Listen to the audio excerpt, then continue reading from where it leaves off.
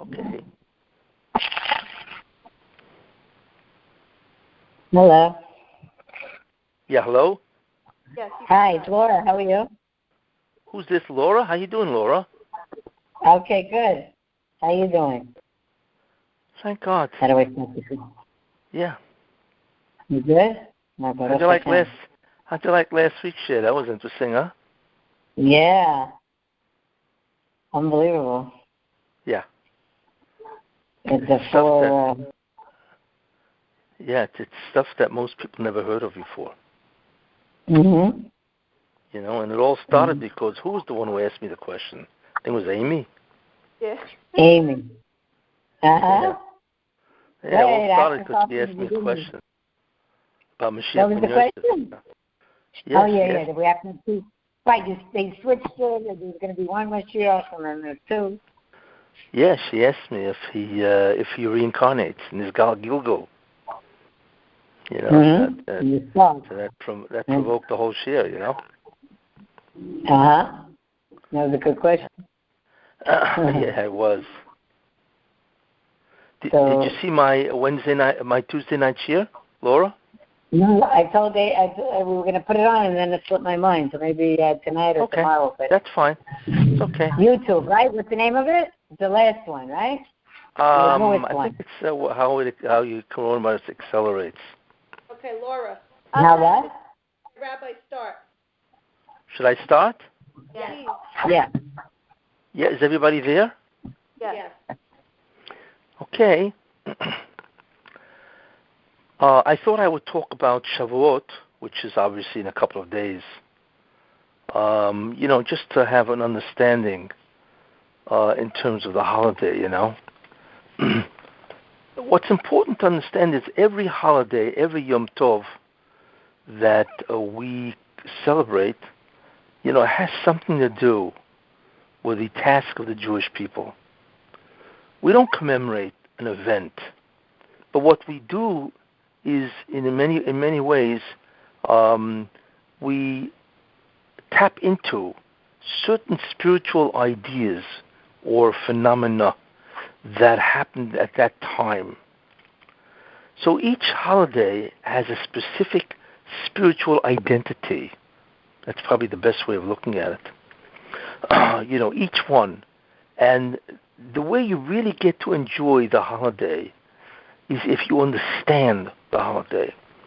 You know, I find it unfortunate, in a certain way tragic, is that most Jews, when they look at a holiday, they don't really know what's going on, except basically what's called the historical event. You know, every holiday is based on some type of event, historical event that took place. And that's basically what most people know. So they know the historical event, and then what they do is look forward to, you know, the food, the rest, the vacation, the relaxation, you know, the davening, whatever, you know, and that's it. But there's no real understanding of the pnimiyut, the true internal understanding of a holiday and what it represents spiritually, you see.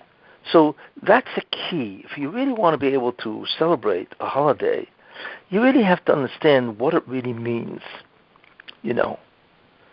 And that's what I want to, you know, talk about a little about tonight in terms of Shavuot. Now, what's you have to understand something. Shavuot is really, in many ways, like Sukkot. What does that mean? You see, if you look at Sukkot, the first 7 days, or maybe 8 days if you're in America, but the first 7 days is Sukkot. But the 8th day, in our case, the 8th day, but the 8th day is not Sukkot. It is Shmini Atzeret. You see? So Shmini Atzeret, clearly, it's a different holiday, you see, and that is connected to the first 7 days, and that is Sukkot. Now, if you take a look at Shavuot, so therefore, so you have, let's say in Sukkot, what do you have? You have the first 2 days, or actually the first day, then there's Chol HaMoed, and then at the end you have Shmini Atzeret. So you have what's called an interlude. Here also, the first days of Shavuot is not Shavuot. You know what it is? It's Pesach. Pesach is really, in other words, the event that happened in Shavuot really started from Pesach. So really, Shavuot is the long, continuous extension of Pesach. You see? So to understand Shavuot, you really have to understand something about Pesach. And then Shavuot is the culmination of that event that happened on Pesach. The question is, what happened? Well, there are certain very fundamental ideas to understand. God created the world using certain spiritual forces of which we have no comprehension of what they are. They are called in Kabbalah Sfirot. A sphere is some type of a spiritual force that can create realities. And God uses them to create reality. Of course, He is the force behind the force. It means the Sfirot don't operate unless He operates the Sfirah. But the Sfirah is what's called the mechanism or the instrument that is energized and can actually create realities. So what God does is He has 10 of these forces, and He creates what's called the spiritual worlds first. In fact, what God does is He creates the future world first. Most people are not aware of that God created the future world first. And then what He did is He began to diminish the output of those spheres. And therefore they sort of like, once their energy or their light became diminished, then the reality that they created itself was diminished. It became more gross. You know, much more, I wouldn't use the word physical, but it became thick or gross. In other words, when the spheres diminished, so did the reality that they were creating, you see. So ultimately, they degraded to such an extent where their energy output created what's called the physical world. Yeah, see? So therefore, initially when the spheres began to create, they created the future world, which is the highest level of spiritual domain, the highest. Then what they did is they created other spiritual worlds. In fact, they created 4 of them, okay? And they are in Kabbalah, different names. And then finally, the energy or the output, the ore, the light of the sphere, diminished to such an extent where what they did is they created the physical world. So therefore, the physical world really is an outcome because of the diminishment of the ore of the spheres. You see. Now, if you really wonder, where is the future world? The answer is really here. The Olam Haba is not another place, like somewhere out there in the universe. No. The Olam Haba, it was a world that was transformed or degraded into Olam Hazeh, into the physical world of Olam Hazeh. So really, we are in Olam Haba. The problem is, to us, it doesn't look like Olam Haba, obviously.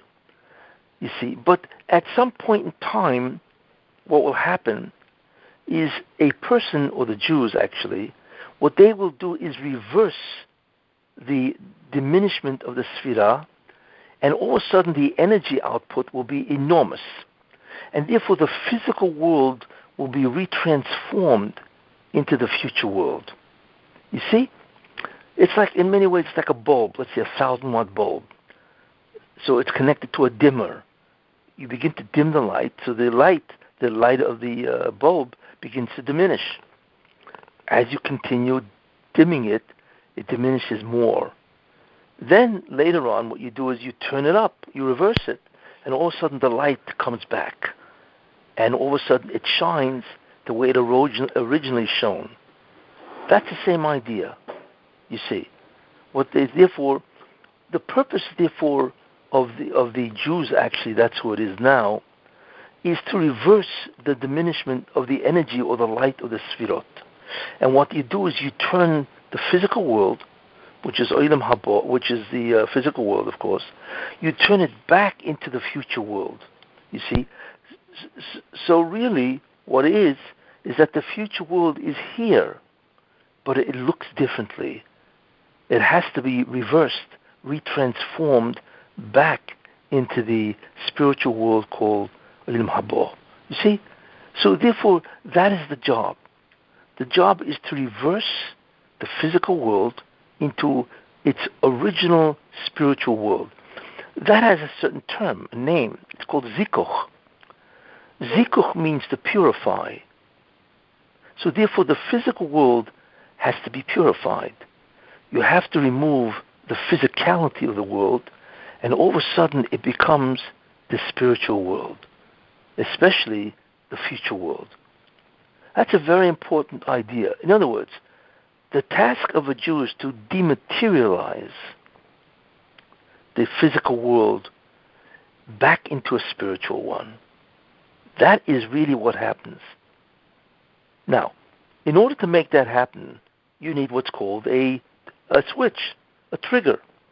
You need some type of a switch that will begin to reverse the process and allow the luminaries, the sfirot, to shine more. And then all of a sudden the physical world dissolves back into a spiritual, and then again back into ultimately the future world. And the key way to do that is called mitzvot. When you do a mitzvah, what it does is it releases energy to the spheres, and that spheres begins to shine greater. And ultimately, if all the Jews do all the mitzvahs, then all the spheres will be fully enlightened, and the world changes. Zikuch purifies back into the spiritual. So that is called tikkun. Tikkun simply means to restore or to rectify or to repair. So the job is to turn the universe or the Bria back into what it used to be. It used to be the future world, and then it became physical. And the job is to reverse the physical back into the spiritual. Now, that was the original intent. That was the original job of Adam Horishon. Adam was created in a certain way. He was more spiritual than he was physical, even though we don't really understand what that means. Really, he was a spiritual being, but we call it physical because it was the lowest aspect of spirituality. And so let's just assume that he was physical. Now, the job of Adam, if he had not eaten from the tree, then he would have turned the entire Bria world, certainly the physical world, he would have turned it back into a spiritual world. And that would be the beginning of, the spiritual worlds and it would get greater and greater and finally become Olam Haba. But he didn't do that. Essentially what he did is he listened to the Nachash, the snake, who was really the physical manifestation of the Satan. Okay? And what he did is that instead of turning the physical world back into a spiritual, he increased the physicality much worse. So now, let's say we had the physical world in the time of Adam before the sin was, let's say, at what's called 1 degree. What he did is after he did the sin, it now became 10 degrees of physicality. Much worse. Now, how did he do that? What he did is he empowered the Nachash, or the Satan, you see. He empowered the Satan, or he gave it the ability to take control of the physical world. So therefore, Adam now increased the place that he was, a physical world, and he increased that by doing the sin. So therefore, the Satan now controls the physical world, you see. And the control device that the Satan has is called Zoyamo. It's a projection. It's an energy. The Satan can project some type of energy that controls the physical world. And therefore the Satan in many ways, even though he is not physical, but he can control the physical world. You see. Now, just one of the ideas is that once the Satan can control the physical world, what is the ultimate nature of the Satan? The Satan is called a demolition. He destroys. That's what he does. The Satan represents destruction, you see. So what happened is that since he energized the Satan to control the physical world, therefore the physical world now is destroyed. How? That's what death is. Death is the ultimate decomposition of life. And the reason why everything dies, all living forms die. What does that mean? That means they decompose. Why? Because they are under the control of the Satan. The Zoyamo is what connects the Satan to the physical world. It's a type of projection. It's like an invisible force that controls or invades, I should say, the physical world. And therefore, what happens is the Satan is able to destroy elements of the physical world. So that's why God said, on the day that you eat it, you will have introduced the Satan in control of the physical world. And guess what? Since the nature of the Satan is to destroy, then all living forms will ultimately be destroyed, which means that they will die. That's what death is. Death is an ultimate destruction of the living organism, because that is the output or the outcome of the Zoyamo, which is the force that is expelled from the Satan over the physical world. And that's a very powerful force, and you can't get rid of it. This is the problem. Because a mitzvah that a Jew does can remove the physicality, what's called geshem. He can remove the physicality and make that into a spiritual thing. But he cannot remove Zoyamo, you see. The only way Zoyamo can be removed from an individual, a human body, is if that person dies and he decomposes. And then the Zoyamo leaves him.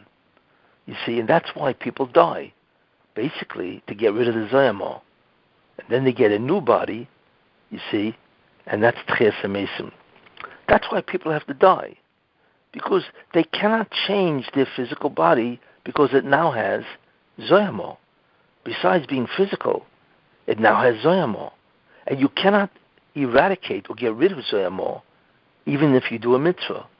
The only way, like I say, is the person has to die, decompose, and then the decomposition ultimately loosens the Zoyamo, right? And then, as a result of that, that person, that neshama, goes into a new body, you see, and that new body has no Zoyamo, which means it will never die.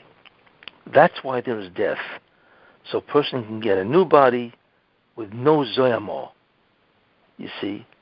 And then ultimately, what will happen once a person gets a new body that has no Zoyamo, what will happen ultimately is that that body itself that he got as part of Tchias HaMesim will be retransformed from physical to spiritual, because that body will only be physical without Zoyamo.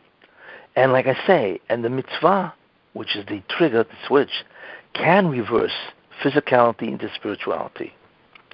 Therefore, Adam introduced a new problem into the universe, into the Bria, into the physical world. Until now, the physical world was physical. That's all. Now we introduced a new pollution, contamination called Zoyamo, which is the effect of the Satan on the physical world. The problem now is that he has a new job.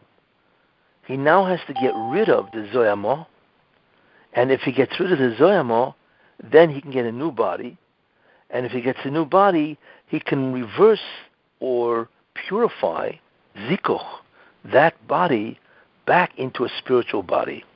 You see? And that is why people die, and that is why you need Tchiyat HaMesim, as I said, because you need a body which is devoid of any kind of Zoyama.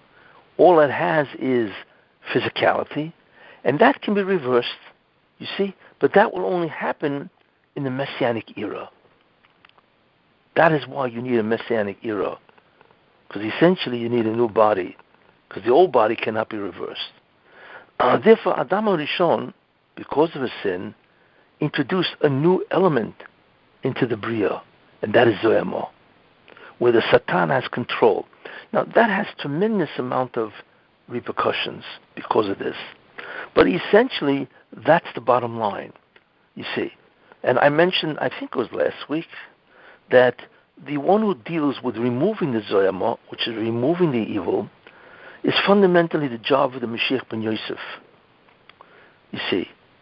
And the one who brings down the Kedusha to change the physical body into a spiritual, that's the job of Mashiach ben David.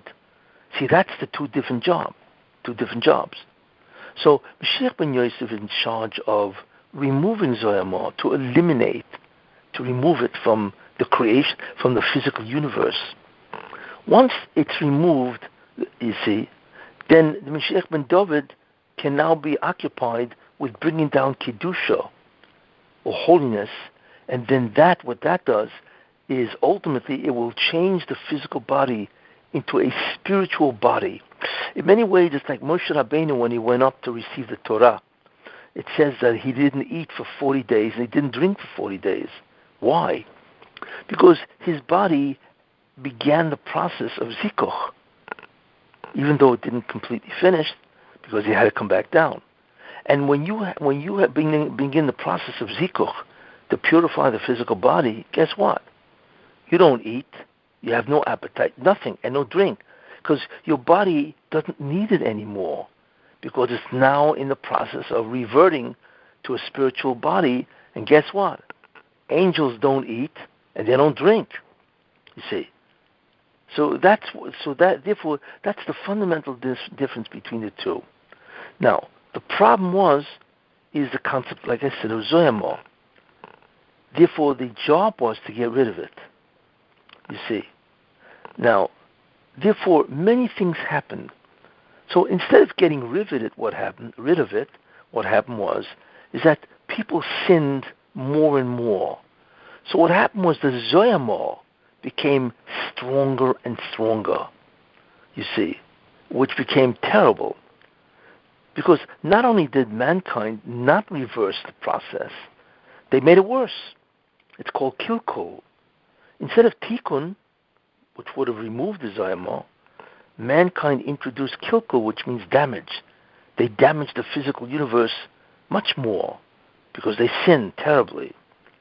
You see, so what happened is, which is interesting, by the time of Avraham Avinu, you see, the world had been saturated with Zoyama. And therefore what God decided is that he's going to tell Avraham Avinu, okay, I'm giving the job of zikuch, or the job of removing, of tikkun. I'm going to give it to you, Avraham Avinu, you and your descendants. So your job, therefore, will be to remove the Zoyama. That's what he told Avraham Avinu, you see. And with the concept of the mitzvot, then Avraham and the Jewish people who are his descendants, they can do the job, you see. But he told Avraham Avinu, but that's not enough. Why? Because since you took over the tikkun process, means it used to be given to all the nations, all the people of the world. Each one of them had the ability to do tikkun, which I will elaborate at a future time. The whole world was really, I think I spoke about it, the whole world was Yisrael, because they all had the ability to do tikkun, which is to remove the Zoyama. But God took it away from them, and he said to Avraham, you now have the ability to do the tikkun, which is basically removing the Zoyama, ultimately, and removing the Geshem into spirituality. So he told Avram Avinu, I want to tell you something. Since you're taking over the job, you need to remove all the Zoyamo that was added after the sin of Adam Harishon. You need to remove all the Zoyamo before you can even begin to bring down the Kiddusha. So the question is, what do you mean? How? It's not enough for Avram Avinu to begin fresh. No. He has to now go in and undo the damage that 2,000 years of mankind did. He's got to remove the damage. They introduced an incredible amount of kilkul damage. They introduced a tremendous amount of zohamo in the Bria. And therefore it's a job of Abraham and his descendants to remove all of it.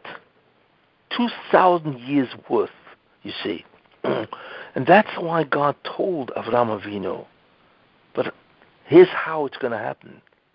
They are going into, we now understand the discussion in the beginning of Lech Lecha. We now understand the discussion when God said to Avraham Avinu that your children will be slaves or your children will be gerim, which means aliens, foreigners, in a land that they do not know, right? And they will be there 400 years. And after 400 years, they will be able to go out. Why? Why do the Jews have to go to Egypt? Most people don't understand that. You know, we all talk about Yetziat Mitzrayim, to go out of Egypt, right? We all talk about that. Fine. But the real question, and therefore we celebrate Pesach, but the real question is, what are we doing there in the first place? And the answer was, because Avraham Avinu took over the job of mankind, as a result of that, he now has to do the tikkun. But his tikkun doesn't start from the assignment that God gave Avraham Avinu. His job of tikkun begins by removing all the 2,000 years of kilkul, zoyamo, that the world brought in because of their sins, the generation of Noach, all the sins of 2,000 years. You see, because Avraham Avinu was 52 years old when the world turned 2,000. You see? Now, the only way to remove the Zoyama, God said, and the only way Avraham Avinu and his descendants can remove the Zoyama, is they have to go into a nation, right, that is the most evil nation, which means that it is the soldier, or it's the general of the Satan, and they have to remain righteous. They have to remain a ger, a foreigner. In other words, they have to go into what's called the residence of the Satan, which would be that nation, because that nation would be the most evil. And they have to be righteous, even in that nation, remain righteous. And as they're righteous, they will draw back, they will draw out all the energy of the Satan. You see, that's why the Jews went to Egypt. The problem was, of course, is that not only were they not righteous, but the Jews began to sin. And finally, God took them out after 210 years because of the great suffering. Because the way to remove the Zoyamo is to do mitzvot, or to do tshuva, repentance, or to suffer. And the Jews did all three, basically in Egypt. So what happened is, in the 210 years that they were in Egypt, they had removed the Zoyamo, you see, that Adam HaRishon put into the Bria because of his sin. Now, once you remove the Zoyamo, what happens? Then what happens is that you begin to perceive the messianic light, which I spoke about a little last week. What is the messianic light? The messianic light is a perception of true reality, which of course is God. It's where we see how we are all connected to. Everything is connected to God. Every atom, every human, every animal, every malach. You see exactly what the connection is. It's no longer concealed. In many ways, it's like handing a guy a telescope, and he takes a look and he sees the planets. Or you give the guy a microscope, and he's able to see, all the microbes and so on. In other words, the Or Rishon is the ability to perceive what's called total reality. Total reality. That's what it really is. But the problem is that Or Rishon, that's what it was called, or the Or Mashiach, the messianic light.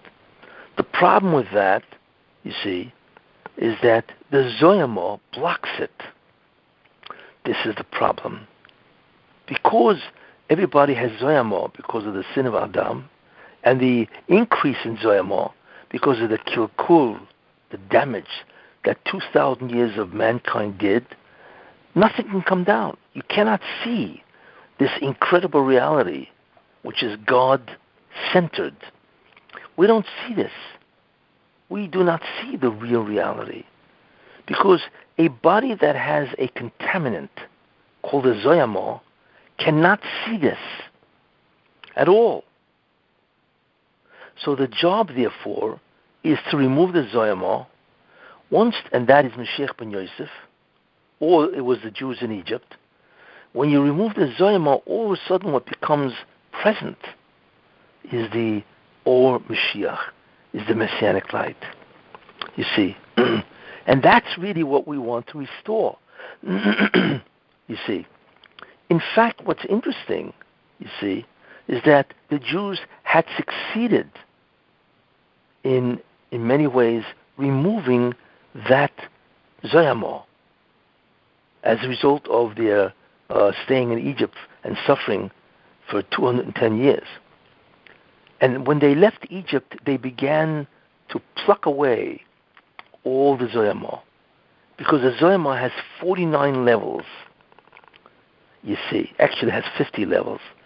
And each day of the Sfirah is where they pluck away 1/50th of the Zoyama. So by the time they got to Har Sinai, they had plucked away all 49 levels of Zoyama. And of course, on the 50th, because they were in the 49th level of Tum'ah, which Chazal say, that means they had increased the Zoyama because of, they worshipped idols and so on, to all 49 levels. And each day in the Sfirah, which means when they left Egypt, they removed one aspect of the Zoyama.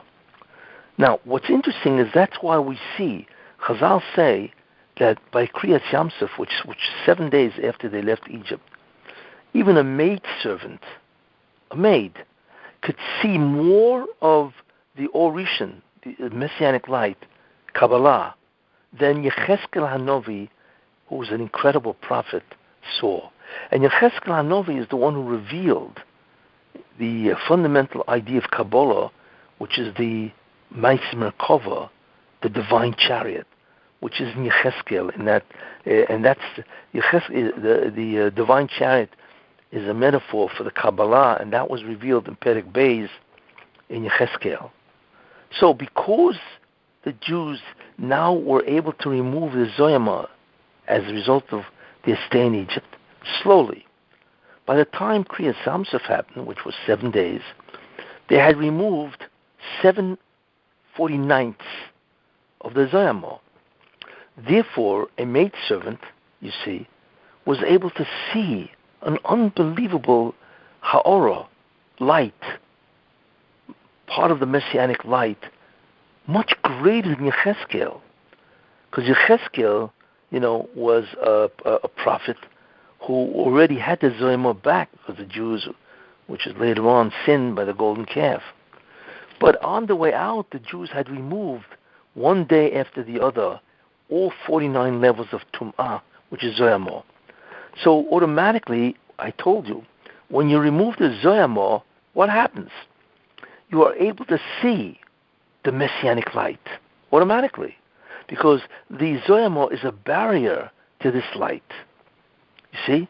That beautifully explains what's going on. So that's what the Jews did. They began to remove the Messiah, they removed the Zoyama.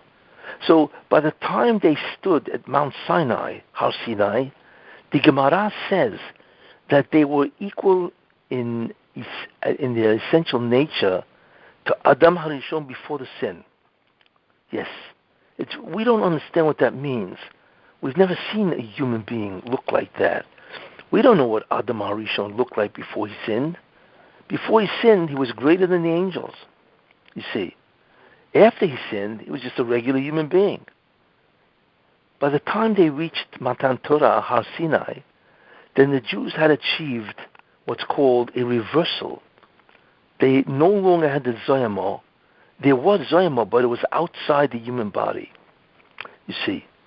And therefore, Shavuot was a chance for the Jew to begin to perceive the messianic light, which is the light or the understanding or the perception of true reality. And that's exactly what they began to see. You see. Now, the Chazal tell us also something interesting, is that God appeared to the Jews and he told them the first 2 commandments by himself. Because God wanted really to give the Torah to the Jewish people, not through Moshe Rabbeinu. What happened was the Jews could not tolerate, because the Midrash says that they all died. When God said, I am the Lord your God who took you out of Egypt, and then there should be no other gods, every Jew died. So God had to restore the Jews, right, to life. But that's Tchias HaMesim. So what happened is that they got up with a body that had no Zoyama, you see. And because of that, God now could give them a body that had no Zoyama, which he did, and therefore they now are candidates to receive the Orushim. And that's really what the Luchas Rishonis were. The first set of tablets that God gave them is really the messianic light. And the way you see that is because it says that if you looked at the Luchos, you could see from one end straight through. In other words, you could read both sides just looking at one side. Why? Because the messianic light allows you to perceive total reality, whether you're on one side of it or not. Doesn't make a difference. Therefore, the first Luchos, you see, really what they were was the messianic light. Because the Jews were now prepared to receive it. They had gone through a Tchias HaMesim, you see, and what's more important is they had actually removed the Zoyama, you see. Now, we don't know what that means. They were abnormal in the sense that they were no longer like us. They would no longer be subject to death. In fact, they would no longer be subject to the Satan in terms of the Satan's control over the human body. You see, the only way the Satan could try to make them sin is he couldn't convince them internally because he was outside the human body. But he could try to offer them some type of an idea outside the body, which is what he did. He was desperate to return to the physical world. So what he did is the Chazal tell us that he created a vision or an illusion with Moshe Rabbeinu in a coffin. So they thought that Moshe Rabbeinu had died, and therefore they said, what do we do? You see. And therefore they thought about the golden calf and whatever, and as a result of that, the Zoyama was restored, you see. But Shavuot is really the holiday where they removed the Zoyama and they received the messianic light. Of course, the problem was it didn't remain that way, because in some way the Jews sinned, obviously, with the golden calf, right? And because of that, the Satan returned, you see, which is interesting. Moshe Rabbeinu, when he left Egypt, he took the bones of Joseph, Yosef, Atzmos Yosef, because what that really represents, Yosef HaTzadik, remember I told you last week, he's the foundation neshama of Mashiach ben Yosef. So he took Joseph out of the Nile, which means he took Yosef HaTzadik out of the ability of the Satan to surround Yosef's neshama, because the Jews now had begun to remove the Zoyama. So taking Yosef out of the Nile is symbolic of taking the neshama of Yosef, who was the shirish of the Mashiach ben Yosef, out of what's called the klipa, out of the Satan's hands, and not to be surrounded by the Zoyama, you see. And he took it with him to Egypt. Now, when the Jews sinned, right, what happened? They built an egel. What is an egel? An egel is a calf. But if you think about it, what is the symbol of Joseph? The symbol of Joseph is an ox. So when they built an egel, what they were really symbolically doing is they restored the neshama of Yosef back into the Zoyamo. And therefore the symbol of Joseph, which is a calf or an ox, right, that was the thing that they now worshipped, which meant that the egel, which is the symbol of Yosef, the ox, now was back in the hands of the Satan, and now you can no longer see it again. So that's what they did. In fact, when they created the egel, the way they did it was they wrote on a parchment, Alei Shor, or rise ox, right? And that is the Shem, the name of God, or the name that brings out the Neshama of Yosef. And they threw that in the fire, and out came an ox, miraculously. And what that indicated is that the ox now came out to be worshipped, because the ox, which is Yosef, the Neshama of Yosef, is now back in the hands of the Satan. And that's the problem. So therefore God had to give what's called the Luchos Shnius. He had to give the second tablets. But the second tablets are different than the first. The first tablets really are the messianic light. And that would have meant that the Jews would never again have been subjected to Galut. And that would have began the messianic era. In fact, Moshe Rabbeinu would have been the Mashiach himself, Ben Yosef. But when the Jews sinned, God said to Moshe, Lech Reid, go down. What do you mean go down? He should have said, go. No, go down means go down and descend from your ability to be the Mashiach Ben Yosef. You see? Because once the Jews sinned, they allowed the Satan, the Zohamo, to re-enter creation, and therefore the messianic light can no longer be revealed because of that. So therefore the Zohamo re-entered creation, and therefore the Luchos Rishonos had to be broken, which they were. And God gave the Luchos Shnius as a result. So what Shavuot is all about really is the reception by the Jewish people of the messianic light, because they had broken the Zohamo. But I want to tell you something. Even though the Jewish people sinned, not all the Zohamo went back, which is interesting, because in many ways they had removed the Zohamo.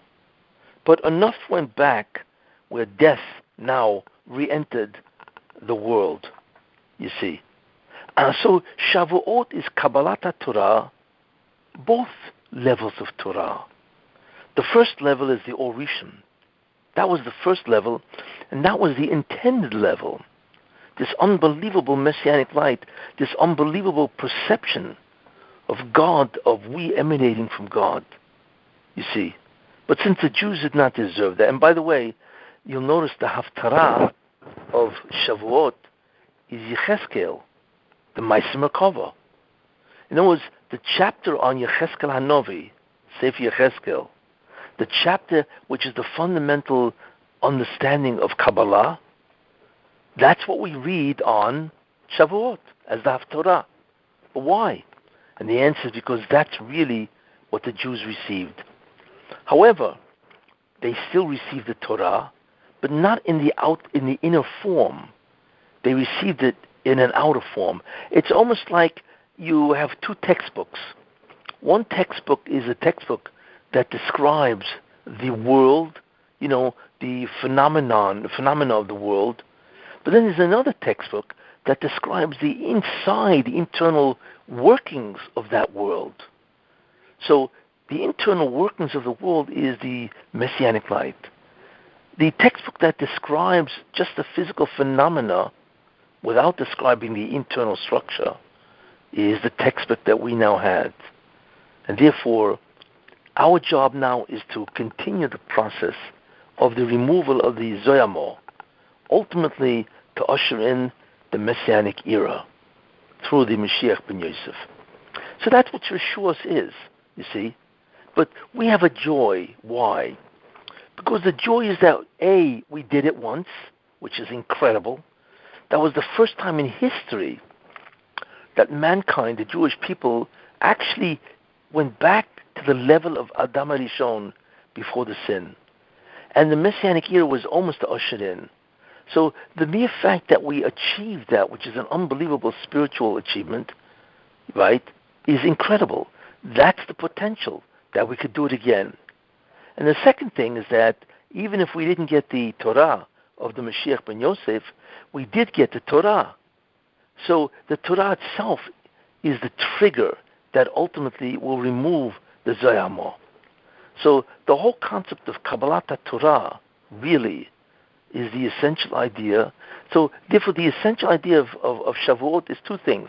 One, the removal of the Zoyamo, which is exactly the problem of Adam HaRishon, you see, the removal then. And the second thing, right, is the bringing in of the Orishan, you see. So even though now we have the Torah in an outer form, let's say as a textbook describing the phenomena of the outer world, right? But the fact is that we are now assigned the job of redoing what the Jews did in Egypt, you see. And that is why Shavuot is connected to Pesach. In fact, if you ask yourself, what is the name of the holiday called Shavuot? And the answer is Shavuot. Shavuot means weeks. Why would a holiday be called weeks?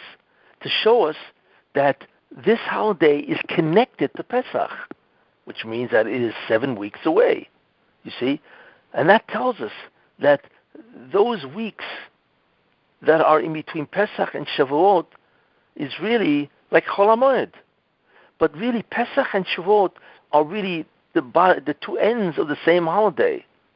Whereas Pesach is the removal of the Zoyama that enables us to see the Messianic light, and Shavuot was the actual reception of the Messianic light because the Jews had become like Adam Rishon before the sin.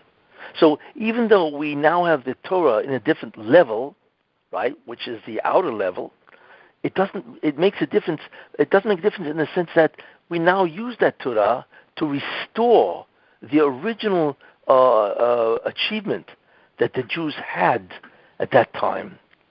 That's why Shavuot is a very great holiday, you see, because it means that we accepted for all time the ability to do this job, the tikkun. That's what it means to receive the Torah. And the tikkun is to remove the zoyama, which is a spiritual barrier to seeing God and the entire spiritual domains, you see. So that is the essence, really, of the Jews. And that really is the essence of Shavuot, you see. Any questions? Is that why we have Corona, to get rid of the spiritual Zohama? Can you speak louder? Is that why we have this Corona, to get rid of the spiritual Zohama? Well, Corona, which I said in the Shiur, you know. Corona is really to speed up the process, you see, of punishment, which I had mentioned, Pachad Movis, fear of death, in order to ultimately bring the messianic light. Yeah, it speeds up the process. That's right. So what do we do on? What do you recommend us doing? Anything specifically on Shavuot, on the night of Shavuot, to bring down this messianic light, to connect to it, or what do you recommend us doing? Well, what has been traditional, well, besides eating cheesecake, anyway, what I recommend, is what Jews do traditionally. Jews stay up the whole night, right, learning Torah, or right now, most people, what the shul does is they give lectures. There's like a whole series of lectures for the whole night, because most people find it very hard to stay up. But it's a way, so by showing an excitement about the fact that we receive the Torah, you see, that excitement itself reduces the zoyama. Because what it is, imagine you get a new job, right? and all of a sudden you're excited about a great job that you really are passionate about doing, right? So that in many ways helps you to adjust to the job by being excited, and that's really what it is. When a person stays up the whole night, you see, what he does is he displays a tremendous excitement, enthusiasm for the fact that we have the Torah, which ultimately is the instrument that will destroy the Satan, destroy the Zoyama. And that's really what you should have in mind. You know, you should be cheerful, happy that we receive the Torah, because that is exactly the instrument that we use, you know, to go back to what the original job was, which is to remove the Zoyama, right? And ultimately even to get, to change the physicality of the human body. So I would say the real idea, because if you think about it, there's no really mitzvah. You know, Shavuot has no mitzvot other than to bring what's called certain korbanot, sacrifices in the temple. But for the Jewish person, it's really just a Yom Tov.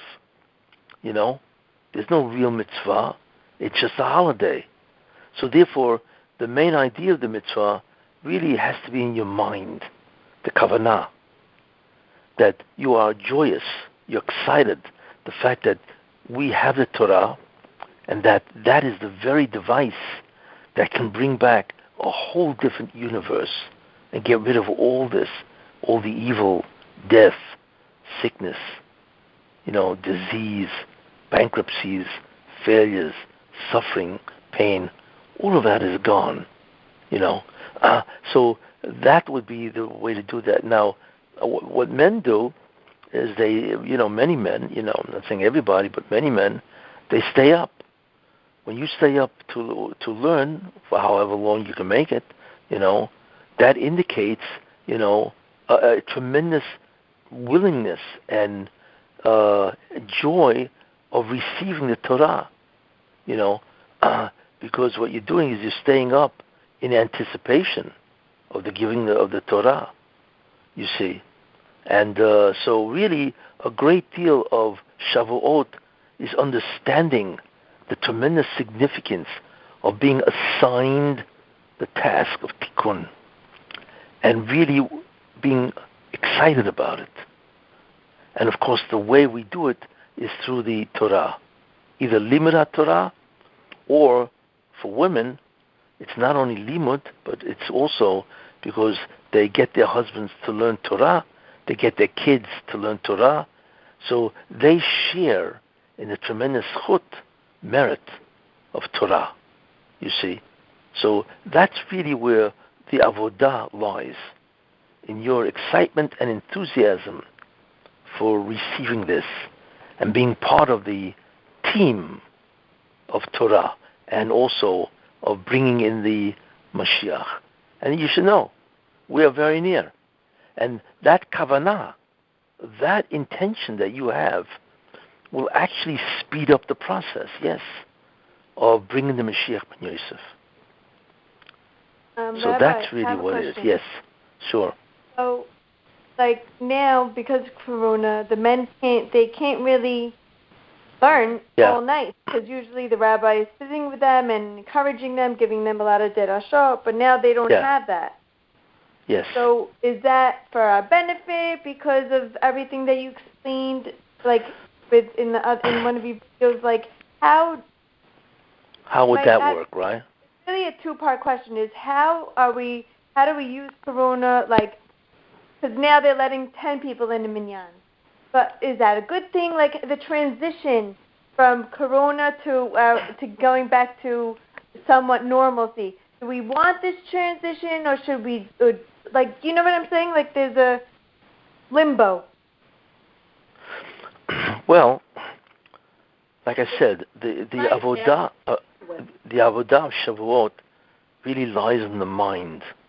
So, because I explained what happened, so that really where it lies. Now, one of the ideas that can help is the kavanah, not only to be happy that we receive the Torah and to bring back the messianic light, is the sorrow that we feel that we cannot do really the way it's meant to be.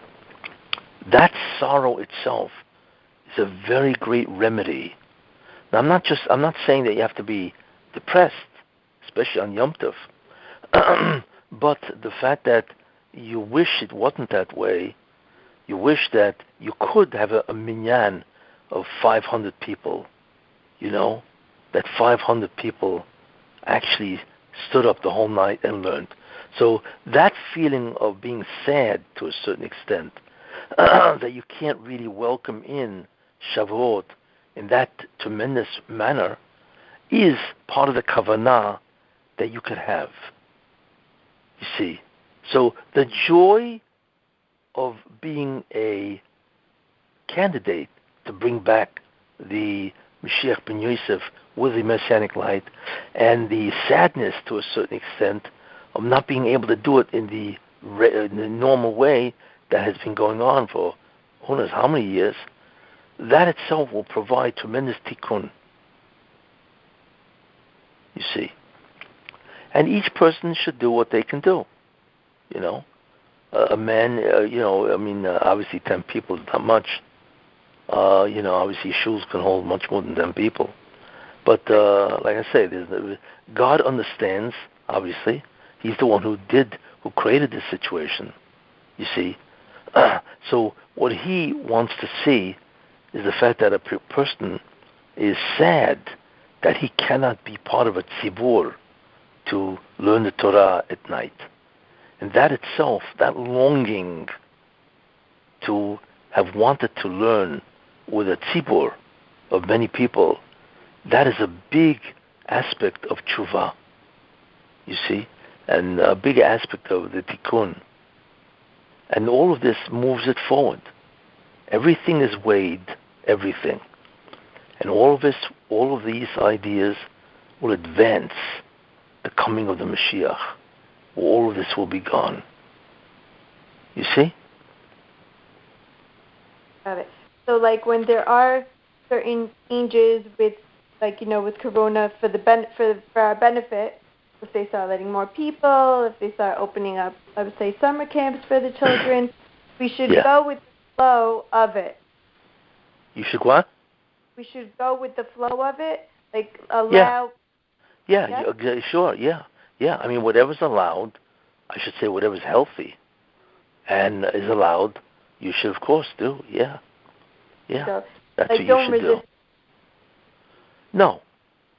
The only thing is you have to make sure that whatever is allowed is safe. Right. Whatever is law, government approved. Yeah.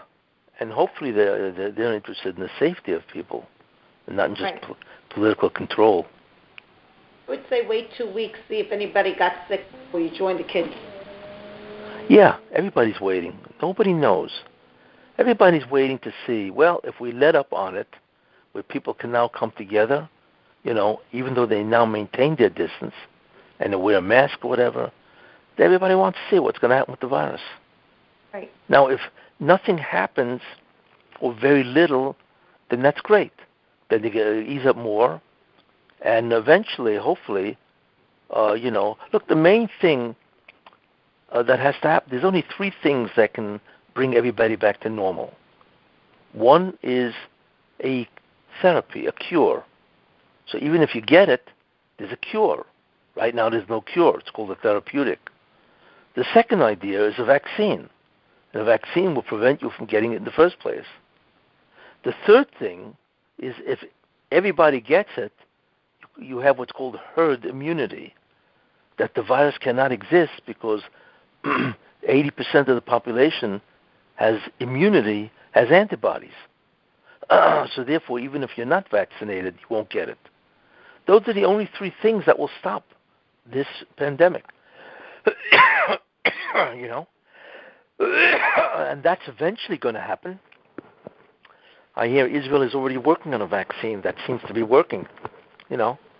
Look, somebody's going to get it. And the real reason why is because, like I said when I gave the Shiur, is you can see that God does not want to prolong it. It's not like the other, pandemics, which were like 2 years, some of them are 3 years, whatever. God does not want to do that. He's not going to destroy a world because he needs an intact world for the messianic era. You see, Mashiach is not going to come to a world that's bankrupt and destroyed, where the economy is devastated, all the countries. Of course not. So what I believe is it's going to be short-lived. You see, look, a pandemic that has only lasted basically so far 2 months before it really began to subside, as they say, flatten the curve is incredible. Most pandemics can last for years. I mean, the Black Plague lasts for 4 years, 3 or 4 years. The Spanish flu lasted 2 years, And this thing has lasted so far, right, since March 15th, a little over 2 months. And it's already, the curve is flattened.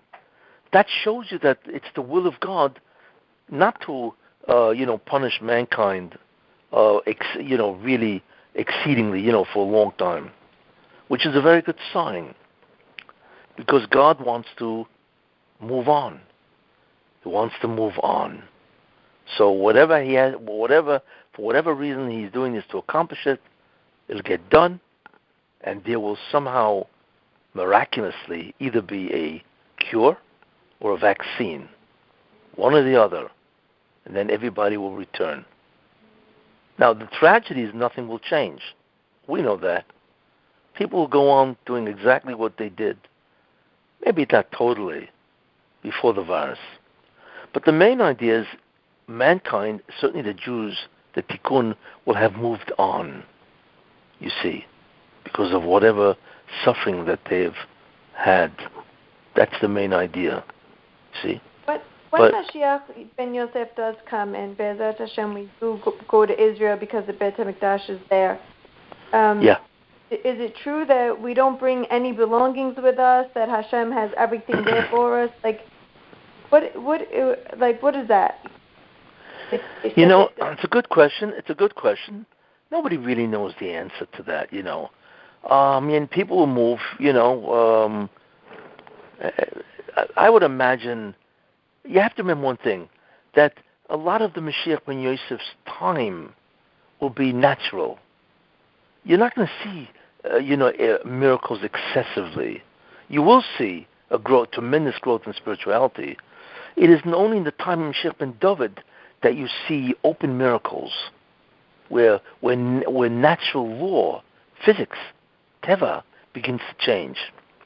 So does that mean that what was that? Still need money. Yes, the world will proceed. The world. There will be differences, but most of the differences, where the world becomes miraculously run, is by Mashiach ben David. Much less in the time of Mashiach ben Yosef. In other words, there will be miracles, but it will not be as outright and in your face as Mashiach ben David. So what happens is, how you move your furniture, maybe, but it's not really clear what that means in terms of, everyday life. Right. And is the time span between Yosef and David, is that long? Or is that like, what's it's short. No, it's short. Yeah. It's short. Because remember, the key messianic era is really Ben David. Right. Ben Yosef is the guy who's the, mop-up crew. If you have you want to clean an area, the guys don't stay there for months and years. They come in 2 days, they clean the whole place, and then whoever moves in. Same idea. Mashiach ben Yosef, his main job is to clean up the place, get rid of the Zoyama, and so on, change the world. And the main tekufa, period of time, is Ben David. So it can't be long. It's taking too long. How much longer does he need to clean? Well, he hasn't even started to clean. Oh, he didn't start? No, he didn't come yet.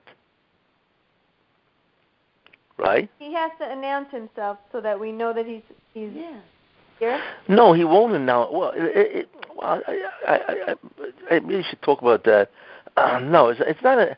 He doesn't announce himself and say, "Okay, here I am." No, what he does is much better. He does the job. That's the greatest proof. You know. Do we know him? Like, are we going to know that he's the one doing Yes. the job? Well, what's going to happen is ultimately you're going to see that there seems to be some special guy. For some reason, he seems to be always successful. And that's his key. Whatever he does succeeds. Like it says in the Torah by Yosef. V'chol asher oso, and everything he did, hitzliach Hashem biyodoi. God made successful. So what you begin to see is this guy's got what's called the Midas touch, King Midas. Well, everything he touched turned to gold. Everything he does succeeds. There's no such thing as a failure. And people begin to notice that. Hey, who's this guy? Whatever he does. You remember Yitzchak? Yitzchak had this unbelievable success, and even Avimelech was so jealous, right? That's the Avram. In other words, God blesses these people that they are incredibly successful in every which way. So everybody takes notice because we know success is very hard to come by. It can take years of effort. But here's a guy, whatever he attends to is successful. You see? So automatically you begin to see this guy is not normal, you know, and then you begin to suspect. And ultimately he begins to pull off stuff that obviously can only be described as messianic. Yeah. That's the real way. As they say in English, the proof is in the pudding. You know? That's where it is. You know, you could say I'm the greatest cook in the world, but if nobody's going to eat your pudding, forget about it. Right. That's the way it is. He knows who he is, but nobody knows initially. And he begins to do the job of Ben Yosef, you see. And there's a whole job description list of what he has to do. But the thing that's so great is that he's always successful. Yeah? When can he start his job? Like, what is he waiting to start? Like, what's the go sign? You know what I mean? Yeah, the go sign is the sneh, is the burning bush. He has to be informed. See, what will happen, just as a, it's called a appetizer. What will happen is that he will begin to become known. It's right now, he's a regular guy. You'd never know who he was. There may be something unusual about the guy or whatever, you know.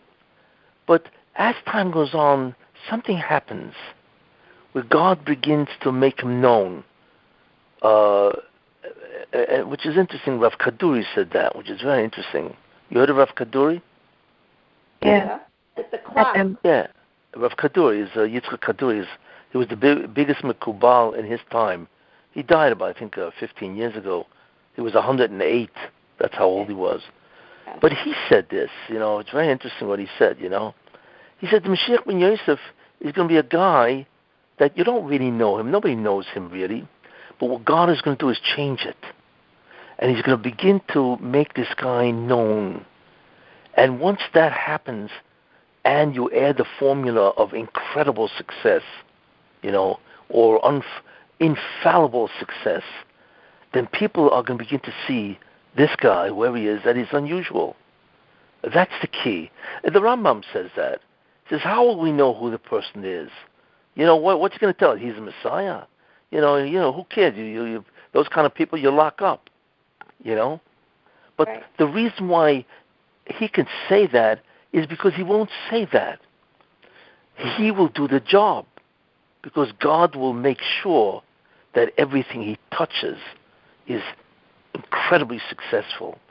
And that's what people will notice. You know, it's like they say, you can't beat success. You know? You can't beat it. It always works. And whatever he does, whatever that means, you know, in terms of spirituality or or giving a bracha and it works, always works. Man, imagine a guy who can give you a bracha and it always works. Yeah. What would you say? I'd say amen. You'd say amen, right? Yeah. You know how many people would be lining around the block for this guy? It would be unbelievable. And that's tzlacha. That whatever Does he know said, now? What was that? Does he know now who he is? Well, there's a time that he doesn't know. He may suspect, you see. Right, but he But doesn't know yet. So doesn't know yet, yeah. But at some point in time, he will be informed, you see. Right, but he's not going to tell everyone else. Well, he doesn't have to, you see. No. You see, because nobody's going to believe you anyway. Like I said, Right. You could say you're the greatest cook in the world. So everybody's going to say, okay, let me eat something from what you made. The proof is in the pudding. It's the same idea. Here's a guy, nobody knows who he is really, but for some reason, all of a sudden, every bracha works. Imagine. People have no kids. He gives a bracha, and lo and behold, a year later, they have a kid, or whatever. Or panasah. What do you think is going to happen? Word will spread like wildfire. We know that. Everybody's looking for a miracle worker, right? Everybody. And that's how it's going to spread. And then, obviously, since his bracha always works, right? You remember by Avraham Avinu, it says, and I will make your name great, and it says, whoever you bless will be blessed? Yes. That's it. That's how you know he's been chosen. You see? And with that kind of thing, you don't have to know you don't have to do anything. People realize that a human can't do this unless he is the Mashiach. You can't give a bracha that's 100% effective. It just doesn't work. That's how you will know. You see, by what he does, not by what he says. And so, Rabbi, if the coronavirus was here to speed things up, does that mean that Mashiach ben Yosef's job is less, like his cleanup work will be less because corona is now speeding things up, so it's a less of a cleaning process? Well, the coronavirus is advancing the process by supplying a great deal of pain and suffering. Not necessarily death, but there's pachad mavis, there's economic disasters, all kinds of. There's just the pain, of having to be home when you can't even go out. There's the pain of no school. What do you do? And so on. So it's doing its job, you see. But the Mashiach ben Yosef's job is not to make people suffer. It's to restore spirituality. And That's I the think job. it works. But I think What? coronavirus is restoring that. Well, in a certain sense, it is. Hopefully it's getting people to think about what's happening. But it's not the same. It's not the same. And that's his real job, is to begin to lift the Jewish people back into a very high spiritual level. And only a man that has been chosen by God can do this. Because it's miraculous. When we look out today and we see 11 million Jews are gone, they're gone. There are so many of them. The intermarriage rate is like 70, 80%, and so on. How do you bring them back? You see? So only a man who has been chosen by God, and therefore has the power of God in a certain sense, of unbelievable hatzlacha, can do this job. And we don't really know how that will happen. See, that's the miraculous aspect of the Mashiach ben Yosef. But one thing is known. When you see it, you'll know he's the guy. One question, Rabbi. For women, what can we do Erev Shavuot? The men usually learn. What can women do? Well, my belief is that if you want, you could also learn. You don't have to stay up the whole night, but I'll tell you something interesting. Last year, and for the last couple of years, I would go to California, and I was the main rabbi who gave a shiur for 5 hours long. I would love that. I would love to go to your lecture for 5 hours. Me too. Yeah, but you can't believe this. So I first went there in 2008, and it was funny. So they advertised, and I was the guy. I started at 12 o'clock, and I finished 5 a.m. That's when they davened. It was incredible. Obviously, it's not easy to sit there you had breaks, but I'm sitting there with a lecture giving it for 5 hours. Anyway, 400 people showed up, which is incredible. 400 people stayed with me the entire night. Wow. Then they invited me back for the next year. So people were saying, nah, you can't invite them back. People already heard them. They're not going to come again. Okay. So anyway, the powers that be invited me back, So, so they put out for whatever, a couple hundred people, Because they figured, okay, but you're not going to get 400 people again. You know how many people came the second time? 700 people. Wow. You imagine giving a lecture 5 hours for 700 people? Anyway, I was supposed to be in California this Shavuot, which I'm not going to do, But last year, I gave a shiur in that same place, actually 2 years running.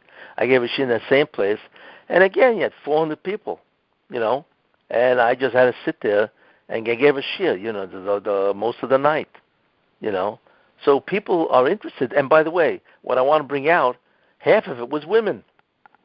Yep. Yeah, half of it was women.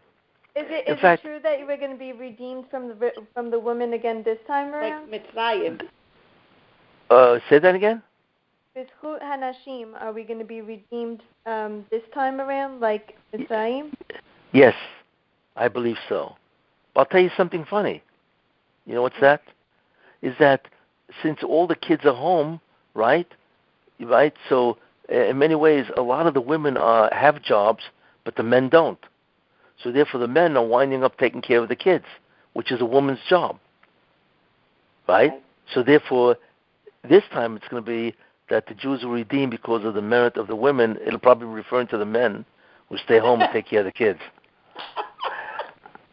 Anyway, that's a joke. Wait, Rabbi, what should we read? I want to do something, study like you said, to have the right kavanah. What do you want me to read Thursday night?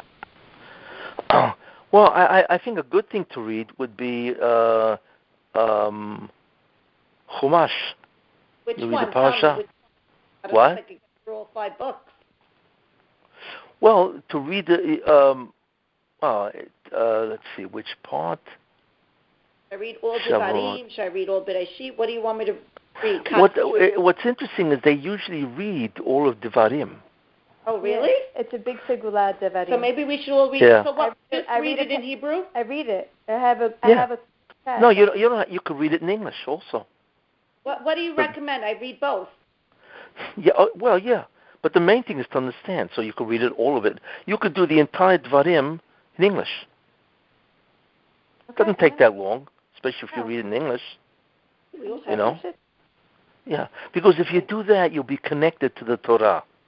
You will have done something as part of the Kabbalat Torah, and therefore you will be a part of the army that wants the Mashiach ben Yosef to come back. That's what I would recommend. It's true that you will be tired because you have to feed everybody and all that. But I think it would be great if you stood up for an hour or two, to do that. Read the whole Dvarim in English. Yeah. Okay, I will do that. Yeah. I have one quick question, great. but it could be a cliff note to the next one. But it could be a what? Could we talk about what happens during the Mashiach ben David? Because now I told you I'm learning Mamar HaGeulah, and in the Zechirah, they said a line. It said when the woman is pregnant, she gives birth. She gets pregnant right away. She gives birth right away. There won't be any middle period. Yeah. There'll be like these open miracles. And the baby looks like it's 22 the same day that it's So, but I thought all the neshama are already going to be there in Mashiach. Yeah, I thought that nobody was going to get pregnant anymore. Well, it means initially. Once. Remember, even when Mashiach ben David comes, Tchiat HaMesim does not occur immediately. Oh.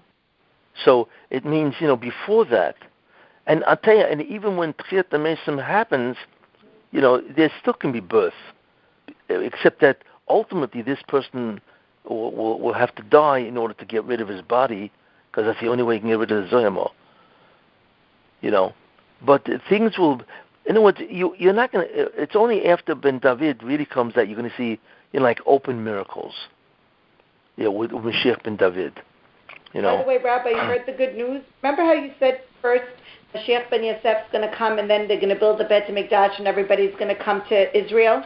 Yes. Today, somebody who's appointed in government of Israel decided he wants to put the Temple Mount back in the Jewish people's hands, in control.